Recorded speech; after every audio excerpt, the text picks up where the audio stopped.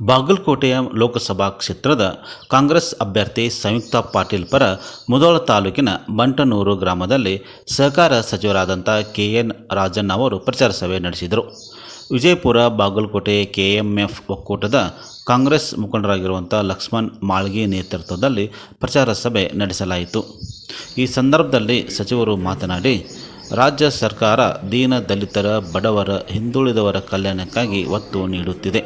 Guarantee ಯೋಜನೆಗಳ ಮೂಲಕ ಬಡ ಜನರಿಗೆ ಆರ್ಥಿಕವಾಗಿ ಅನುಕೂಲ ಮಾಡಿಕೊಟ್ಟಿದೆ.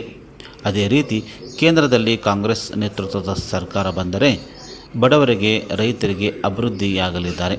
ಹೀಗಾಗಿ ಬಾಗಲಕೋಟೆಯ ಕಾಂಗ್ರೆಸ್ ಅಭ್ಯರ್ಥಿ ಸಂಯುಕ್ತಾ ಪಾಟೀಲ್ ಗೆಲುವಿಗಾಗಿ ಎಲ್ಲರೂ ಶ್ರಮಿಸಬೇಕಾಗಿದೆ ಎಂದು ಮನವಿ ಮಾಡಿಕೊಂಡರು.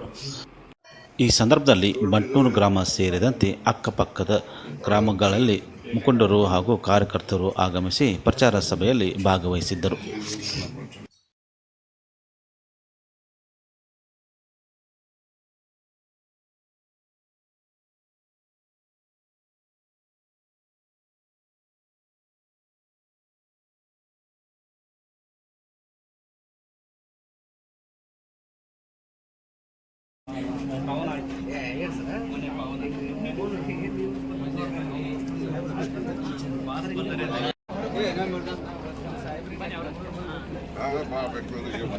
ಹೋಗ್ತಾನ ಮನೆ ಮುಂದೆನೆ ಹೋಗ್ತ ಮನೆಗೆ ಬಾ ಕರ್ಕೊ ಬಾ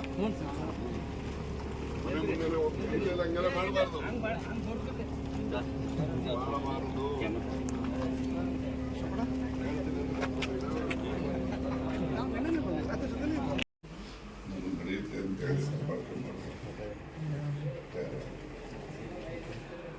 ನಾವು ನಮ್ಮ ಕಾನ್ಸ್ಟಿಟ್ಯೂನ್ಸಿನಲ್ಲಿ ಎಲ್ಲ ಸಮುದಾಯದವರು ಕಟ್ಕೊಂಡು ನಾವು ಅಲ್ಲೇ ನಮ್ಮ ಸಮುದಾಯ ಒಂದು 10,000 ಓಟು 2.5 ಲಕ್ಷ ಓಟು 10,000 ಓಟು ಅದೇ ರಿಸರ್ವ್ ಕಾನ್ಸ್ಟಿಟ್ಯೂನ್ಸಿ ಆದರೆ ಏನೋ ಒಂದು ರೀತಿ ಜನರಲ್ ಕಾನ್ಸ್ಟಿಟ್ಯೂನ್ಸಿ ನನ್ನ ಮೇಲೆ ನಿಲ್ಲೋರು 60,000 ಓಟಿದೆ. ಅವ್ರು ಸಪೋರ್ಟ್ ಇತ್ತು.